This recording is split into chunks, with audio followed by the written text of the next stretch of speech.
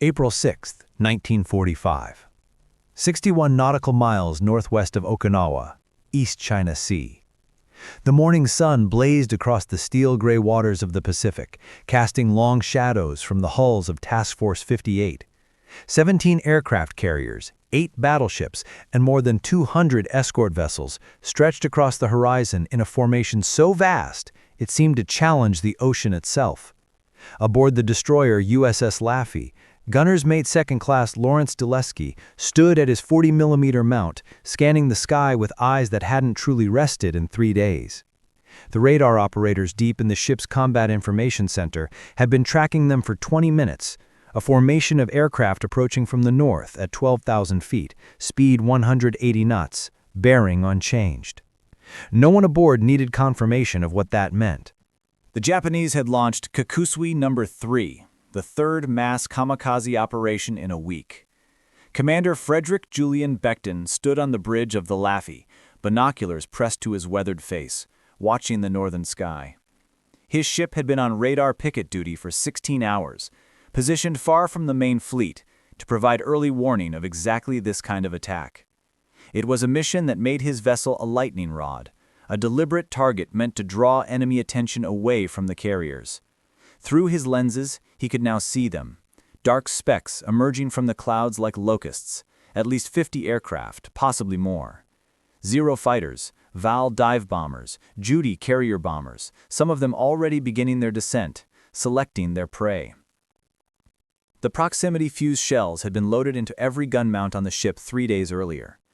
Beckton had read the classified briefing, understood the theory, seen the test footage from the Maryland proving grounds. But theory and footage meant nothing when 20 tons of aircraft and high explosive came screaming toward your deck at 300 miles per hour, the pilot already committed to death. The talker's voice crackled through the speaking tube. Radar had the formation splitting now, elements breaking off toward different vectors. Some were heading for the carriers to the south. Others were coming straight for the picket line, straight for Laffey. Beckton lowered his binoculars and looked at his executive officer. The order he gave was calm, almost routine, as if he were directing a training exercise rather than preparing for what was about to unfold. Every gun on the ship traversed to bearing 340, the 5-inch mounts on the forward deck elevated to maximum anti-aircraft angle. Below decks in the magazine rooms, powder monkeys gripped the brass casings of shells that looked identical to every other anti-aircraft round the Navy had fired for 3 years. Except for the small cylindrical fuse screwed into the nose, a fuse containing a miniature radio transmitter, receiver, and battery, all packed into a space smaller than a flashlight. The first Zero began its dive at age 27 hours. The pilot had already loosened his Hachimaki headband, already whispered his final prayer to the Emperor. He could see the destroyer clearly now, could make out the white wake churning from its propellers as it began evasive maneuvers. He pushed the stick forward, felt the airframe shudder as it accelerated past terminal velocity. The Americans would fire, of course. They always did. He had been told to expect the black puffs of flak, to fly through them, to accept that some fragments might strike his aircraft, but that most shells would explode harmlessly in his wake. At 4,000 feet, the first proximity fuse activated. The shell had been fired from Mount 53, a 5-inch gun on the port side, aimed not at the aircraft itself, but at the empty air 3 degrees ahead of its flight path. The fuse's tiny transmitter began emitting radio waves the moment the shell cleared the barrel, waves that bounced off the surrounding air, the ocean, the clouds, detecting nothing. But as the shell arced upward and the Zero dove downward, the geometry of their paths intersected. The radio waves struck aluminum, reflected back to the receiver. The circuit measured the Doppler shift, calculated distance in microseconds. At 75 feet from the target, the fuse detonated. The explosion consumed the Zero in a sphere of white-hot shrapnel, traveling at 10,000 feet per second. The aircraft didn't catch fire or spiral out of control. It disintegrated, transformed from a functioning machine into a cloud of metal fragments and atomized human tissue in less time than it took for light to travel from the blast to Dulesky's retinas. He blinked. The plane had simply vanished. 4 more Zeros follow the first, diving in succession from different angles, their pilots maintaining the tight formation discipline drilled into them at Kanoya Air Base. They had been told the Americans would concentrate their fire, that some aircraft would be sacrificed so others could break through. The mathematics of kamikaze warfare accepted these losses. 3 out of 10 reaching their targets was considered acceptable. 5 out of 10 was a victory. None of them reached the Laffy.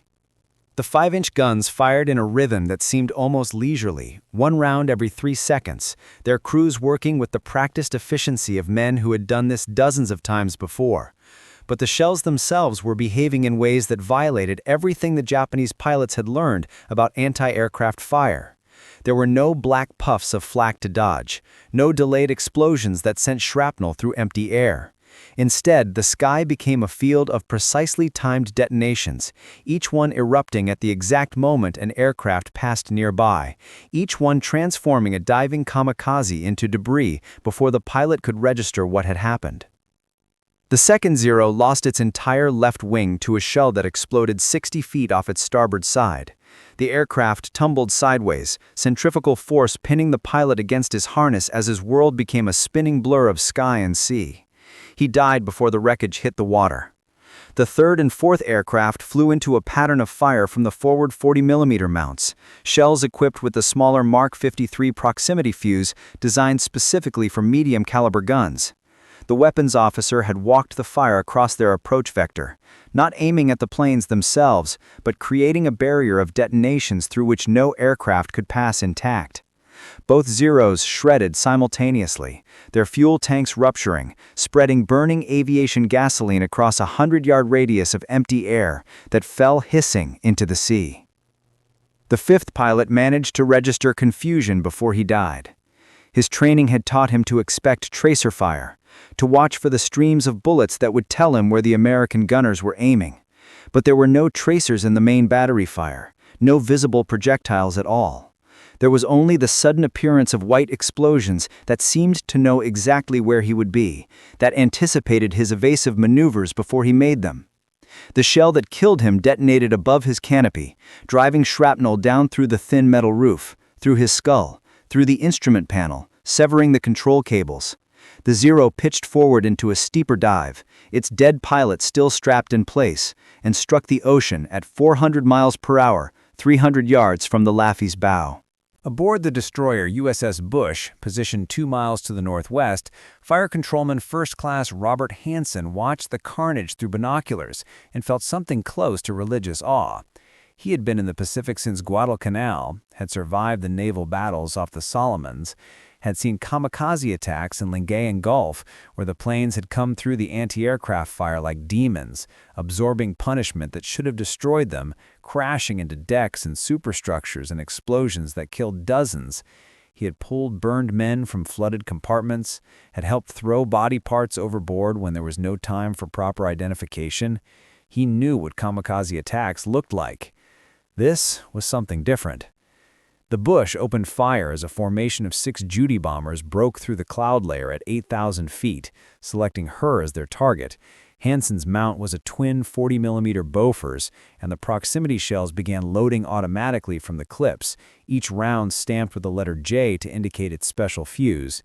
He tracked the lead aircraft, squeezed the trigger, felt the familiar hammering recoil as the gun cycled. But instead of the usual stream of tracers arcing out toward the target, he watched the shells detonate in a sequence of air bursts that walked directly across the Judy's flight path. The bomber flew into the third explosion and came apart like a child's model hit with a hammer. The wings separated from the fuselage, the tail section tumbled backward, the engine, freed from its mounts, continued forward on momentum alone, trailing smoke and coolant. Hansen tracked to the second aircraft, fired again, watched it happen again.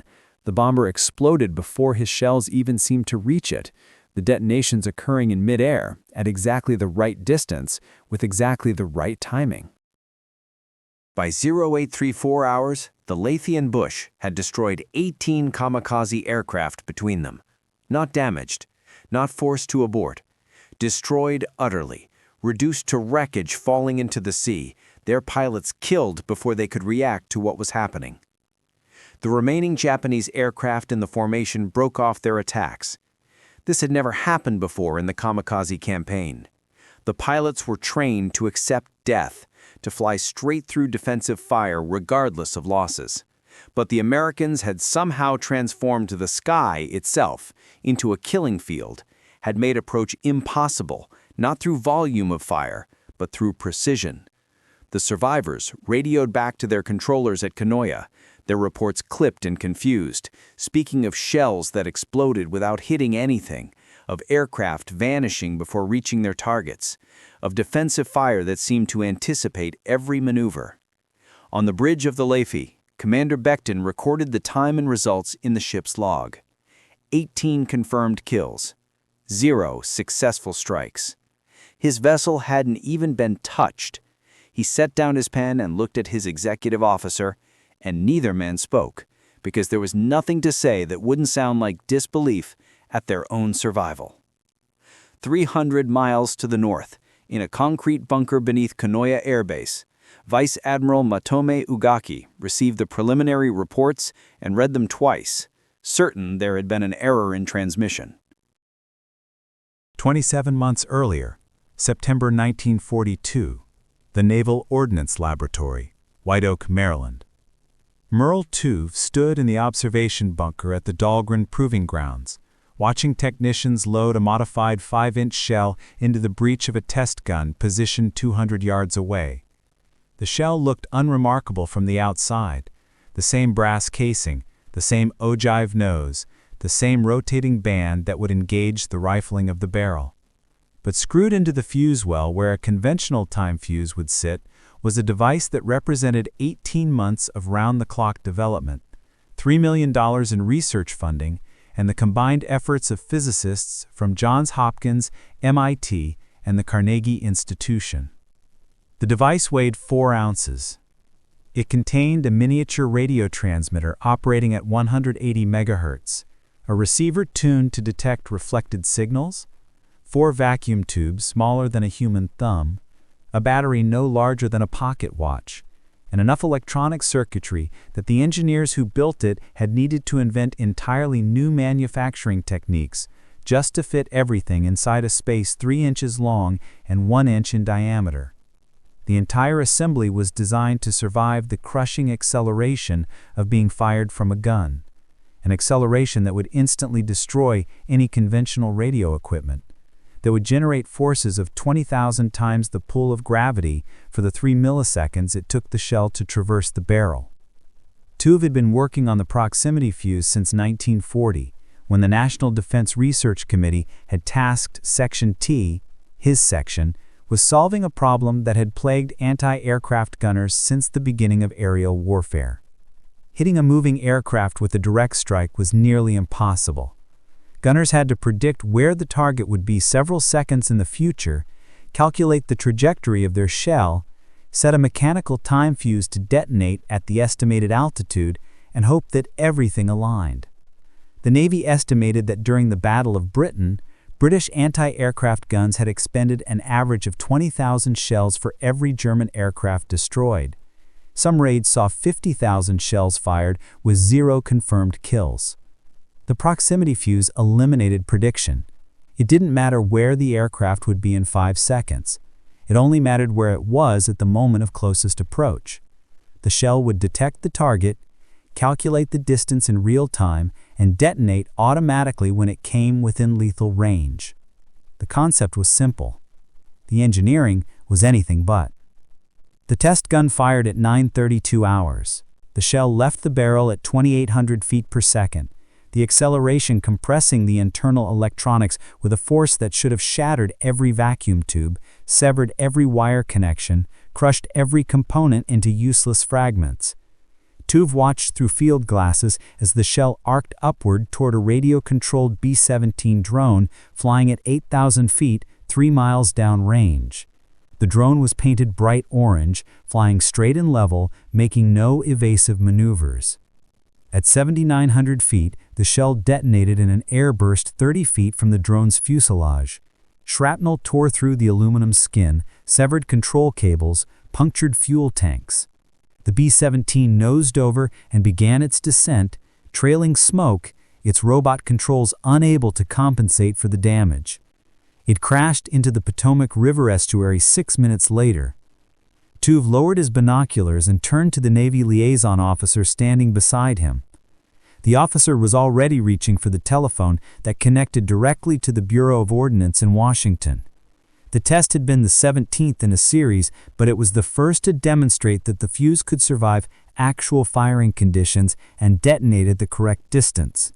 The previous 16 tests had produced shells that either failed to activate, detonated prematurely in the barrel, or simply flew ballistic and exploded on ground impact like conventional duds. This one had worked. By November 1942, the first production run of 5,000 Mark 32 proximity fuses had been delivered to the Navy under security protocols that classified them above top secret. The shells were designated controlled materials and kept under armed guard. Gunners who loaded them were not told how they worked. Officers who requisitioned them signed documents that made them personally liable for any fuse that fell into enemy hands. The Navy's greatest fear was that a dud round would land intact on enemy territory, allowing Axis engineers to reverse engineer the technology. To prevent this, the fuses were initially authorized only for use over water, where duds would sink and be irrecoverable. They were not to be fired over land under any circumstances. They were not to be used in any theater where there was risk of capture. Ships carrying them were instructed to destroy their entire supply if there was any possibility of boarding or seizure. The first combat deployment occurred in January 1943, when the cruiser USS Helena used proximity-fused shells to destroy 3 Japanese aircraft during the naval battle of Rennell Island. The results were noted in the action report, but not widely disseminated. The shells were still in short supply, still experimental, still so secret that most commanders in the Pacific Fleet didn't know they existed. By mid-1944, production had increased to 2 million shells per month.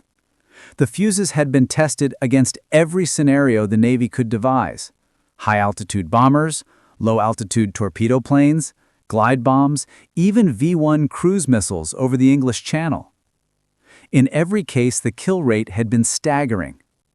Guns that previously required an average of 1,000 rounds to down a single aircraft now needed 200. The 500% increase in effectiveness wasn't theoretical. It was measured, documented, undeniable. But there was a problem with revolutionary weapons that no amount of engineering could solve.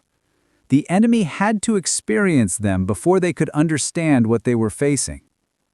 And the Japanese Navy, despite losing hundreds of aircraft to proximity-fused shells throughout 1944, had not yet grasped that the Americans possessed anything beyond improved conventional anti-aircraft fire.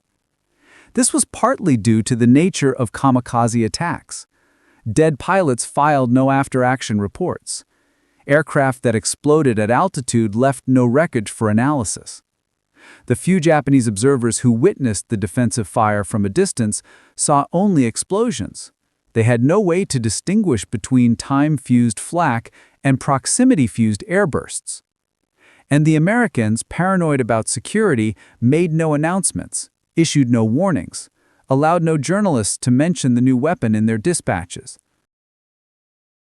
The Japanese naval intelligence reports from late 1944 noted increased American anti-aircraft effectiveness, but attributed it to larger numbers of guns, better trained crews, and improved radar fire control. Some analysts suggested the Americans had developed a more powerful explosive compound. Others theorized that new tracer ammunition was helping gunners walk their fire more accurately. None of them considered that the shells themselves had become intelligent. At the Combined Fleet headquarters in Tokyo, Vice Admiral Ugaki reviewed the loss reports from the October kamikaze operations off Leyte Gulf and noted the troubling attrition rates. His staff attributed the losses to unexpectedly strong fighter cover and suggested that future attacks be launched in larger formations to overwhelm the defenses. Ugaki approved the recommendations and authorized the expansion of kamikaze training programs. More pilots, more aircraft, more mass attacks. No one questioned whether the fundamental tactics needed to change. No one suggested that something had shifted in the technological balance of the war. The Americans had built a wall in the sky, and the Japanese were about to fly straight into it. March 1945. Imperial Japanese Navy Combined Fleet Headquarters, Kanoya Air Base, Kyushu. Vice Admiral Matome Ugaki sat at his desk in the operations bunker, reading the decoded intelligence summary from the Naval General Staff in Tokyo. The report detailed American anti-aircraft capabilities based on interrogations of captured aircrew, analysis of gun camera footage from surviving pilots, and signals intelligence gathered from monitoring American radio transmissions. It was 12 pages long, meticulously organized, and fundamentally wrong in every conclusion it drew. The intelligence officers in Tokyo had noted the increased effectiveness of American defensive fire. They had documented kill rates that had risen dramatically since the previous summer. They had observed that American ships seemed to be destroying Japanese aircraft at greater distances than before, often with fewer rounds expended. But their analysis attributed these improvements to three factors: enhanced radar fire control systems that allowed more accurate tracking, increased numbers of 40mm and 20mm guns mounted on escort vessels, and better coordination between fighter patrols and ship-based defenses. The possibility that the Americans had developed a fundamentally new weapon was mentioned in paragraph 9, page 7, as a low-probability hypothesis that lacked supporting evidence. The report noted that some pilots had described shells exploding near their aircraft without apparent direct hits, but the intelligence staff had dismissed these accounts as the misperceptions of men under extreme stress, or as descriptions of standard proximity bursts from time-fused shells that happened to be well-aimed. Ugaki set down the report and turned to the window overlooking the airfield. 43 aircraft sat on the tarmac, being prepared for the next Kikusui operation. Young pilots, boys really, most of them barely 20 years old, walked between the planes, conducting pre-flight inspections with the careful attention of men who knew they would not be returning. He had spoken to them earlier that morning, had delivered the traditional words about honor and sacrifice and the divine wind that would protect the homeland. He had not told them that the previous day's mission had resulted in a loss rate of 89%, or that fewer than 1 in 10 kamikaze aircraft was now reaching its target. The mathematics were becoming unsustainable. Japan had begun the kamikaze campaign in October 1944, with approximately 2,500 aircraft allocated for suicide operations. By March 1945, more than 1,900 of those aircraft had been expended, with confirmed sinkings of 17 American ships and damage to an additional 72. It was a better ratio than conventional bombing had achieved, but it was still nowhere near what was needed to stop the American advance. The invasion of Okinawa had begun 3 weeks earlier, and despite throwing wave after wave of kamikaze attacks at the landing fleet, the Americans had established their beachhead and were systematically destroying the island's defenses. Something had changed in the American defenses, but Ugaki could not identify what. His own observations from the command post had shown him footage of attacks that simply stopped. Aircraft diving toward targets, then disappearing in airbursts that occurred with unnatural precision. He had assumed it was luck at first, exceptional shooting by well-trained gun crews. But luck did not produce consistent results across hundreds of engagements. Luck did not create a defensive barrier so effective that experienced pilots were breaking off attacks, something that violated every principle of kamikaze doctrine. A knock on the door interrupted his thoughts. Commander Yoshimori entered, carrying the preliminary report from the morning's Kikusui 3 operation. Ugaki took the paper and read it standing, his face revealing nothing as he processed the numbers. 50 aircraft launched, 18 destroyed before reaching their targets, 0 confirmed hits on enemy vessels. The 2 destroyers on picket duty, the Laffey and Bush, had not only survived, but had accounted for the majority of the kills. Ugaki read the pilot reports that had been radioed back by the few aircraft that had aborted. The descriptions were fragmentary, confused, sometimes contradictory. One pilot described shells that exploded when nothing was near them, as if the Americans were wasting ammunition. Another reported that the defensive fire seemed to follow his aircraft, that every evasive maneuver brought him closer to an explosion rather than farther from it. A third stated simply that the sky had become impossible to penetrate, that there was no path through the American fire. Commander Yoshimori waited for instructions, but Ugaki remained silent, staring at the report.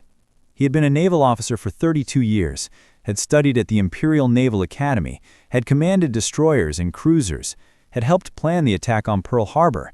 He understood naval warfare, understood the capabilities of ships and aircraft and weapons, and nothing in his experience could explain what was happening off Okinawa. The rational conclusion was that the Americans had developed a new anti-aircraft technology, but accepting that conclusion meant accepting that Japan had no counter to it, that the Kamikaze strategy, the only strategy that had shown any promise of inflicting significant losses on the American fleet, had been rendered obsolete by an enemy innovation that Japanese intelligence had failed to detect, analyze, or even acknowledge as possible. Pride prevented that acceptance. The institutional pride of the Imperial Japanese Navy, which had dominated the Pacific for 3 years, which had sunk the British battleships Prince of Wales and Repulse, which had destroyed the American Pacific Fleet at Pearl Harbor, the cultural pride of a military establishment that viewed Japanese spirit and determination as superior to American material advantages, the personal pride of a vice admiral who had assured his subordinates, his superiors, and himself that kamikaze attacks would succeed through sheer will and sacrifice. Ugaki initialed the report and handed it back to Yoshimori. His instructions were brief. Increase the size of the next attack. Overwhelm the defenses through numbers. Launch simultaneous strikes from multiple directions to divide American attention. Concentrate on the picket ships first, eliminating them before proceeding to the carriers and transports. Use cloud cover to close the distance before beginning final dives. These were the same tactical adjustments that had been implemented after every previous operation. They were variations on a theme that was no longer working, refinements to a strategy that had collided with a technological reality Japanese commanders refused to acknowledge. Yoshimori saluted and departed. Ugaki returned to his desk and opened his personal diary, the journal he had kept since the beginning of the war. He dated the entry March 6, 1945, and wrote 3 sentences about the morning's operations. Then he paused, pen hovering over paper, and added a 4th sentence that he would later regret not emphasizing more strongly in his official reports. The American defensive fire had become remarkably effective, he wrote, almost as if their shells possessed some form of guidance or intelligence. He closed the diary, filed it with his other personal papers, and turned his attention to planning the next mass attack.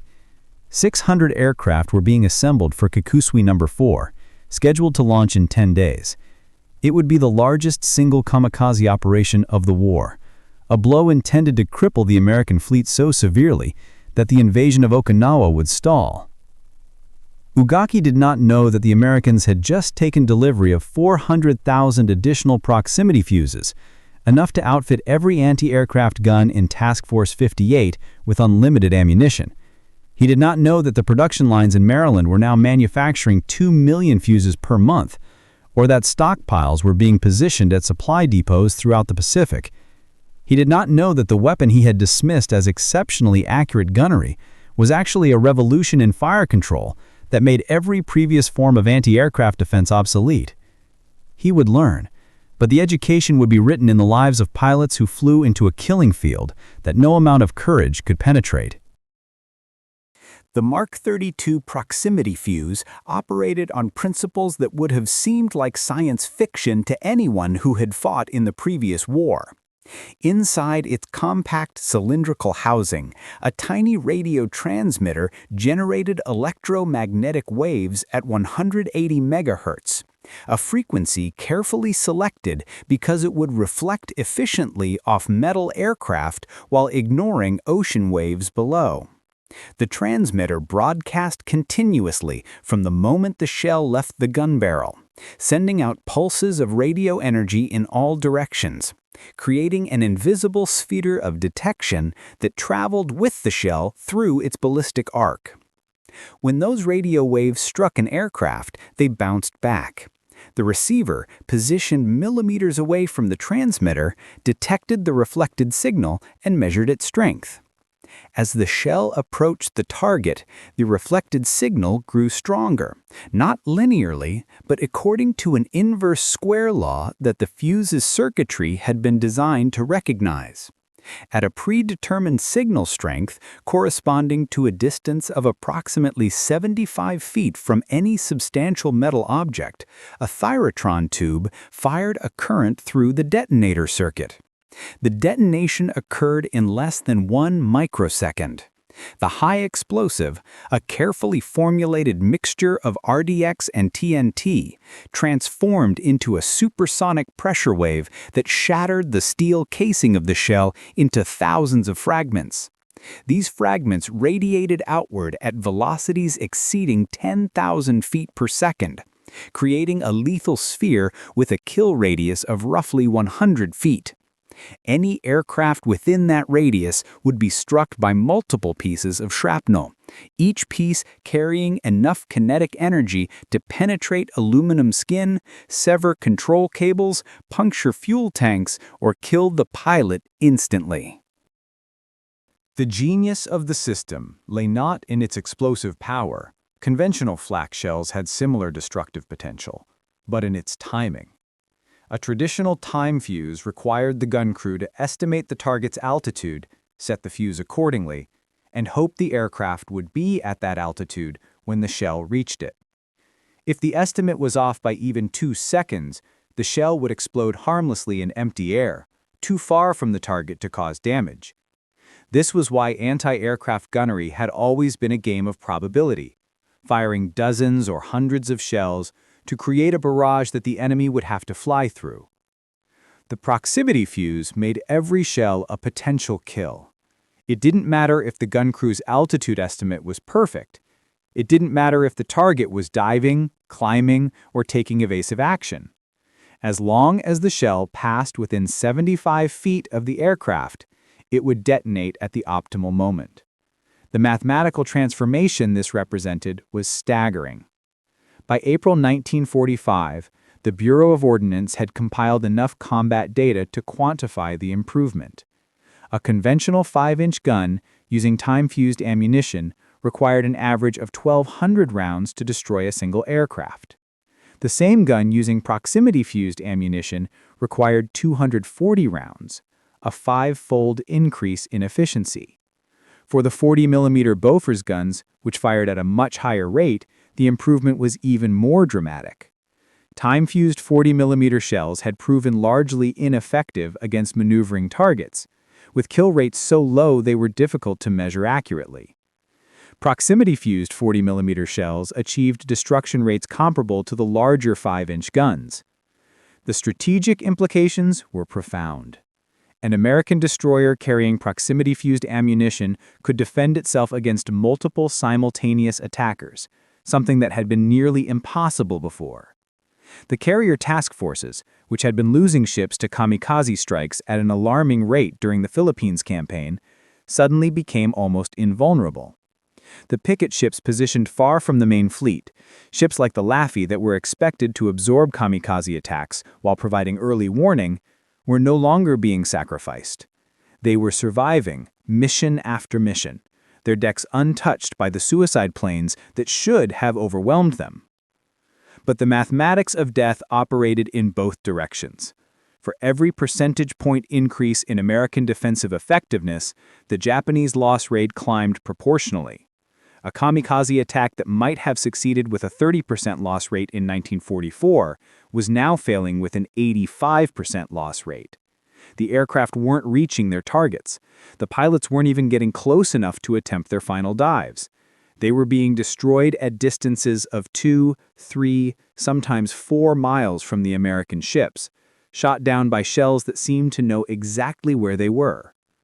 Lieutenant Commander William Hank, a fire control officer aboard the battleship USS Massachusetts, had spent 3 years studying the statistical patterns of anti-aircraft combat. He had tracked every engagement, recorded every shot, calculated probability curves for different target speeds, altitudes, and approach vectors. In March 1945, after observing the results of proximity fuse ammunition during the Okinawa operations, he wrote a confidential analysis for the Bureau of Ordnance that attempted to quantify what they had achieved. His calculations showed that the proximity fuse had effectively created a defensive barrier with a depth of approximately 4 miles around any ship equipped with 5-inch guns. An aircraft entering that barrier had a 50% probability of being destroyed before it closed to 3 miles, an 80% probability of destruction before reaching 2 miles, and a 95% probability of destruction before reaching 1 mile. The numbers assumed a single ship firing independently. When multiple ships coordinated their fire, as they did in the task force formations, the probabilities approached certainty. Hank's analysis included a projection that should have been circulated to every strategic planner in the Pacific Fleet. Based on current Japanese kamikaze tactics and current American defensive capabilities, he calculated that the Japanese would need to expend approximately 15 aircraft to guarantee a single hit on an American vessel. To sink a destroyer required an average of 3 hits. To sink a carrier required 5 or more. The mathematics yielded a clear conclusion. The Japanese would run out of aircraft long before they inflicted strategically significant damage on the American fleet. The report reached Admiral Raymond Spruance, commander of the Fifth Fleet, in early April. He read it twice, verified the calculations with his own staff, and filed it without public comment. The information was too sensitive to risk wider distribution. If the Japanese discovered how effective the proximity fuse had become, they might change their tactics, might develop countermeasures, might even abandon the kamikaze strategy entirely and husband their remaining aircraft for the inevitable invasion of the home islands. So, the Americans said nothing. They filed their action reports with the standard descriptions of anti-aircraft fire and confirmed kills. They avoided mentioning the new fuses in radio transmissions. They continued to treat the shells as classified material, guarding them as carefully as if they were atomic secrets. And the Japanese continued to attack, flying into a defensive system that destroyed them with mechanical efficiency. Their courage and determination rendered meaningless by a technology they didn't know existed and couldn't have countered if they had. On April 12, 1945, Kikusui No. 6 was launched. 355 aircraft committed to a mass strike against the American fleet off Okinawa. The attack lasted 7 hours and 40 minutes. American radar tracked the formations from the moment they took off from their bases in Kyushu. Fighter patrols intercepted and destroyed 112 aircraft before they reached the fleet. The remaining 243 planes flew into a defensive barrier of proximity-fused shells fired from more than 60 ships. By the time the attack ended, 182 Japanese aircraft had been destroyed by anti-aircraft fire. 37 had been damaged and forced to abort. 24 had reached their targets. Of those 24, only 9 had achieved hits, sinking 3 destroyers and damaging 2 escort carriers and 4 other vessels. The loss ratio was 355 Japanese aircraft versus 9 American ships damaged or sunk. It was not a sustainable exchange rate. It was not even close to sustainable. In his bunker at Kanoya, Vice Admiral Ugaki received the preliminary casualty reports and sat in silence for 20 minutes, trying to comprehend how an attack of that magnitude had failed so completely.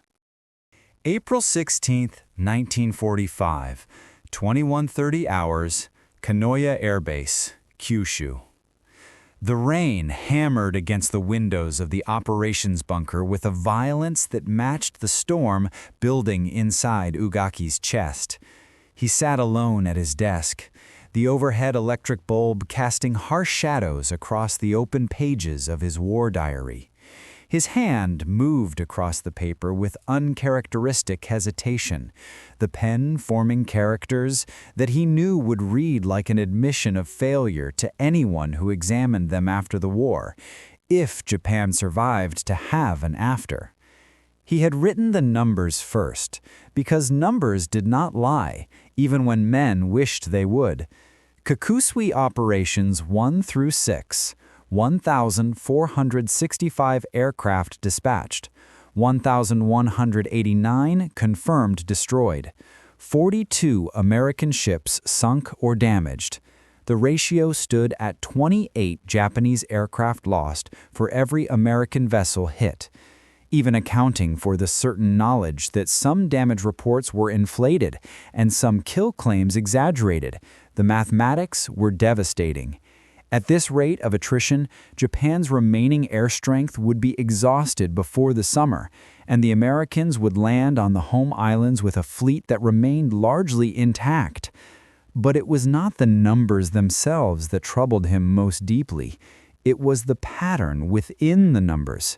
The escalation of loss rates with each successive operation, the increasing distance at which Japanese aircraft were being destroyed, the complete inability of even the most skilled pilots to penetrate the final mile of defensive fire around American ships. Something fundamental had changed in the character of the battle, and Ugaki had spent the past week interviewing every pilot who had survived, reading every after-action report, studying every piece of reconnaissance footage, trying to identify what that change was. The survivors described the same phenomenon in different words. The Americans were firing shells that seemed to follow aircraft, that detonated without warning, that created barriers of explosions rather than the traditional scattered bursts of flak. One pilot, a veteran of 37 missions who had flown through anti-aircraft fire over China, over the Philippines, over the Central Pacific, had used a phrase that Ugaki had written down verbatim in his notes. The sky had become solid. Another pilot, a boy of 19 who had completed 3 kamikaze missions only because the first 2 had been aborted due to mechanical failures, had described watching the aircraft ahead of him simply vanish. Not explode in the traditional sense, not catch fire and spiral downward, but disintegrate instantaneously, as if struck by the fist of an angry god. The shells were exploding beside aircraft, above aircraft, below aircraft, always at exactly the right distance to ensure maximum destruction. It was as if the Americans could see into the immediate future, could predict where each plane would be and place their explosions accordingly. Ugaki had dismissed these reports initially. Combat was chaotic, terrifying, disorienting. Men under extreme stress perceived events inaccurately. Their minds filled gaps in observation with conjecture. Every naval officer knew that eyewitness accounts from battle were notoriously unreliable, colored by fear and adrenaline and the desperate need to explain survival when so many others had died. But the reports were too consistent. Too many pilots describing the same impossibilities. Too many observations that aligned with the statistical reality of American defensive effectiveness. Ugaki was not a fool, was not so bound by doctrine that he could ignore evidence simply because it contradicted his understanding of what was possible. He set down his pen and rose from the desk, walking to the large map of the Pacific that covered the eastern wall of the bunker. Red markers indicated the locations of American task forces based on the most recent reconnaissance. Blue markers showed the positions of Japanese bases, air groups, supply depots. The red vastly outnumbered the blue, a visual representation of the strategic situation that no amount of patriotic rhetoric could disguise. Japan was losing, had been losing since Midway. The Kamikaze campaign had been conceived as a desperate attempt to reverse that trajectory, to inflict such severe losses on the American fleet that the cost of invasion would become politically unacceptable to Washington. But the Americans had countered, not with more ships, though they had those too, but with something more insidious, a technological advancement that Japanese intelligence had failed to detect, that Japanese industry could not match even if they understood what it was. Ugaki had served in the Imperial Navy long enough to recognize the signature of American industrial and scientific superiority when he encountered it. They had done this before. developed radar that was superior to Japanese equipment, built aircraft carriers faster than Japan could sink them, created logistics networks that supplied their forward bases with an abundance of material that seemed almost wasteful. Now they had done it again. Some kind of intelligent shell, some kind of detection system that allowed their anti-aircraft fire to hit targets with precision that exceeded anything achievable through optical sights and manual fire control. The exact mechanism didn't matter. What mattered was that the fundamental assumption underlying the kamikaze strategy, that determination and sacrifice could overcome material disadvantage, had been proven false. A knock on the door interrupted his meditation. Commander Yoshimori entered, carrying the flight roster for tomorrow's operations. 63 aircraft prepared, pilots briefed, targets assigned. Another Kikusui operation scheduled to launch at dawn, another wave of young men who would fly south toward Okinawa and die in airbursts they would never see coming. Ugaki took the roster and scanned the names. He recognized some of them, boys he had spoken with during inspections, pilots who had written letters to their families that he had personally reviewed and approved. Japanese military tradition required that kamikaze pilots compose final messages before their missions, poetry and prose that would be delivered posthumously to parents, siblings, sometimes sweethearts left behind. Ugaki had read hundreds of these letters, and they were all variations on the same themes: honor, duty, sacrifice for the emperor and homeland. None of them mentioned the reality that their sacrifice was becoming strategically meaningless, that they were dying to achieve nothing. He initialed the roster and handed it back to Yoshimori. The operation would proceed as planned. There was no alternative. The commitment had been made at the highest levels of command. The naval general's rates. To suspend the attacks would be to admit defeat, to acknowledge that Japan had no effective means of stopping the American advance. Pride and doctrine demanded that the attacks continue. But Ugaki was no longer certain they would succeed. For the first time since the war began, sitting in his bunker, with rain pounding overhead and the roster of the doomed on his desk, he allowed himself to consider the possibility that Japan had already lost, that everything happening now was merely the prolonged agony of a nation that refused to accept the inevitable. He returned to his diary after Yoshimori departed and wrote 4 sentences that would later be studied by military historians as evidence of the moment when Japanese high command finally understood what they were facing. The Americans, he wrote, possessed a weapon that made their defensive fire vastly more effective than anything encountered previously. The exact nature of this weapon remained unclear, but its effects were undeniable and catastrophic. Continued kamikaze operations under current conditions would result in complete attrition of remaining air strength within 2 months. Strategic alternatives must be considered. He dated the entry, closed the diary, and locked it in the drawer of his desk. Tomorrow morning, 63 more aircraft would launch. The day after, more would follow. The attacks would continue until there were no more aircraft, no more pilots, no more fuel to send them south. And the Americans would destroy them all with their impossible shells that struck with the precision of divine retribution, if the divine had chosen to side with industrial America rather than spiritual Japan. Ugaki extinguished the lamp and sat in darkness, listening to the rain, thinking about mathematics and technology, and the cruel reality that wars were won not by courage alone, but by the capacity to innovate faster than the enemy could adapt. The proximity fuse had ended the kamikaze threat. The Japanese simply hadn't realized it yet. May 1945. The waters off Okinawa had transformed from a contested battlefield into what American sailors had begun calling the graveyard. Not for their own ships, though losses continued, but for the Japanese aircraft that fell from the sky in such numbers that wreckage littered the ocean's surface for miles. Salvage teams reported finding aluminum debris, shattered propellers, and pieces of aircraft so numerous that they posed navigational hazards to smaller vessels. The physical evidence of what the proximity fuse had accomplished was literally floating in the currents around the island. The statistical evidence was more damning still. By the end of the Okinawa campaign in late June, the Japanese had launched 10 major Kikusui operations and numerous smaller attacks, committing a total of 1,465 kamikaze aircraft to the battle. American records documented 1,228 confirmed kills by anti-aircraft fire, not including the hundreds more destroyed by fighter patrols before they reached the fleet. The success rate for Japanese attackers had fallen below 8%. Fewer than 1 in 12 aircraft was reaching its target.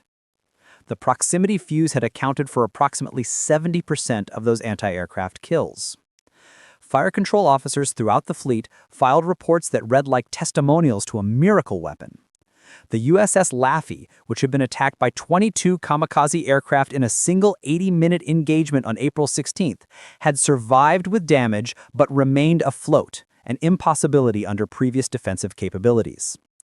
The ship's gun crews had fired 1,404 rounds of proximity-fused 5-inch ammunition and 462 rounds of proximity-fused 40mm ammunition, destroying or driving off every attacker except 6 that had managed to strike the ship before being destroyed themselves. The Laffey had remained combat-capable throughout the engagement and had steamed back to port under her own power. In the previous year's Philippines campaign, a similar attack would have sunk the destroyer within minutes. The transformation was not subtle, it was total. Commander Howard Caldwell, who had served as a fire control officer since Pearl Harbor, wrote in his official after-action report that the proximity fuse had fundamentally altered naval warfare in ways that would not be fully understood until historians had time to analyze the data. His assessment, written in the dry language of official documentation, nevertheless conveyed a sense of awe at what had been achieved. The weapon had taken the most dangerous threat the Japanese possessed, suicide aircraft flown by pilots willing to die, and rendered it tactically obsolete. Not ineffective, not merely reduced in capability, obsolete. The human cost of this obsolescence was measured in the faces of pilots who never returned to Kanoya. By May, the Japanese training programs were graduating teenagers with fewer than 30 hours of flight time, boys who barely knew how to navigate to the target area, much less evade defensive fire or execute the precise terminal dive that kamikaze doctrine demanded. They were being sent south in formations that grew smaller with each operation as the available aircraft dwindled, and they were dying at ratios that would have been unthinkable in any previous conflict.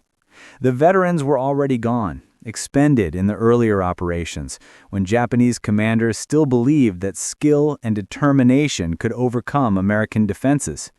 The pilots flying in May and June were sacrificial offerings, sent to die not because their deaths would achieve anything meaningful, but because Japanese military culture could not conceive of an alternative. To stop the attacks would be to admit that the divine wind had failed, that the spirit of Bushido was insufficient against American technology. Vice Admiral Ugaki watched the decimation of his air groups with a despair that he confined to his private diary. His official reports to Tokyo remained optimistic, citing exaggerated damage claims and emphasizing the morale effect of continued attacks. But in the pages he wrote late at night, alone in his quarters, he documented the truth. The Americans had won the anti-aircraft war so completely that continued operations represented nothing more than murder of his own pilots. On May 11th, after Kikusui No. 7 had resulted in the loss of 129 aircraft, with only 4 hits achieved, Ugaki wrote that the enemy possessed a defensive system that could not be overcome through conventional tactics. He did not yet know the technical details. Japanese intelligence had still not captured an intact proximity fuse, still did not understand the mechanism by which American shells achieved their devastating accuracy, but he understood the effect. The sky around American ships had become a killing zone that no amount of courage could penetrate. He proposed alternatives in his diary, knowing they would never be implemented. Abandon the kamikaze strategy and preserve remaining aircraft for the defense of the home islands. Develop new tactics that attacked at night or from multiple directions simultaneously, or at wave-top altitude, where the proximity fuses might have difficulty distinguishing aircraft from ocean surface. Negotiate a conditional surrender before the Americans landed on Japanese soil. Each proposal represented heresy within the context of Japanese military doctrine, and Ugaki knew that none would be seriously considered by the Naval General Staff. So, the attacks continued. Kikusui 8, 9, 10. Each operation smaller than the last as the available aircraft dwindled. Each operation resulting in loss rates that climbed toward 90%. The Americans barely needed their fighter patrols anymore. The anti-aircraft fire alone was sufficient to stop nearly every attack. The carriers that had been the primary targets of the Kamikaze campaign remained operational throughout the battle, their decks launching strikes against Japanese positions on Okinawa with impunity. By mid-June, when the organized resistance on Okinawa finally collapsed, the Japanese had sacrificed more than 4,000 aircraft in the defense of the island, including conventional bombers and fighters, as well as kamikazes. American losses totaled 36 ships sunk and 368 damaged, but the vast majority of those losses had occurred in the first month of the campaign, before the proximity fuse had been widely distributed. In the final 6 weeks of the battle, as every anti-aircraft gun in the fleet was equipped with proximity-fused ammunition, the Japanese sank only 3 ships while losing more than 1,500 aircraft. The arithmetic of annihilation was undeniable. The Kamikaze Corps, which had been conceived as Japan's ultimate weapon, the expression of warrior spirit that would make American victory too costly to contemplate, had been destroyed by a 4-ounce cylinder of electronics and vacuum tubes. The proximity fuse had done what no other weapon system could do. It had made suicide attacks strategically worthless. In August 1945, after the atomic bombs had been dropped and Japan had surrendered, American intelligence teams entered the ruins of Kanoya Air Base and recovered Vice Admiral Ugaki's war diary from the rubble of his command bunker. Ugaki himself had died on August 15th, leading one final kamikaze mission after learning of the Emperor's surrender broadcast, a gesture of defiance or despair that ended when his aircraft was shot down by American fighters before it could reach Okinawa. The diary was translated and circulated among senior Navy officers, who read with grim satisfaction Ugaki's descriptions of Japanese confusion and desperation in the face of American defensive fire. His entries from April and May 1945 documented the precise moment when the proximity fuse had transformed the battle, when a Japanese commander of significant intelligence and experience had realized that his forces were facing a weapon they could not counter. One passage, dated May 18th, was later quoted in the official U.S. Strategic Bombing Survey as evidence of the proximity fuse's psychological impact. Ugaki had written that the American ships had become fortresses surrounded by invisible walls, that his pilots were dying before they could even see their targets clearly, that some force or technology was destroying aircraft with a precision that seemed supernatural. He did not understand the mechanism, but he understood the result. The kamikaze strategy had failed. The proximity fuse remained classified until 1950, when the Navy finally declassified the basic principles of its operation. By then, the weapon had been extensively documented in technical journals and military histories. The scientists who developed it, Merle Tuvey and his team at Section T, had received commendations and awards. The production statistics had been compiled, more than 22 million proximity fuses manufactured during the war, at a total cost of $1 billion, achieving a kill ratio that made them one of the most cost-effective weapon systems ever deployed. But the human dimension of what the proximity fuse had accomplished was not captured in production numbers or kill ratios. It was captured in the faces of American sailors who had survived kamikaze attacks that should have killed them, in the carriers that returned to port with their crews intact, in the thousands of young Japanese pilots who had flown south expecting to die gloriously and had instead been obliterated in airbursts they never saw coming. The proximity fuse had not ended the war. That distinction belonged to the atomic bomb. But it had ended the kamikaze threat, had broken the back of Japan's last desperate strategy, had proven that technology and innovation could triumph over fanaticism and sacrifice. In the calculus of warfare, where victory often came down to who could adapt faster and think more creatively, the proximity fuse represented a leap that the Japanese could not match. Admiral Ugaki had dismissed early reports of improved American anti-aircraft effectiveness as exaggeration or luck. By the time he understood his mistake, it was too late. The divine wind had collided with electromagnetic waves traveling at the speed of light, and the wind had lost.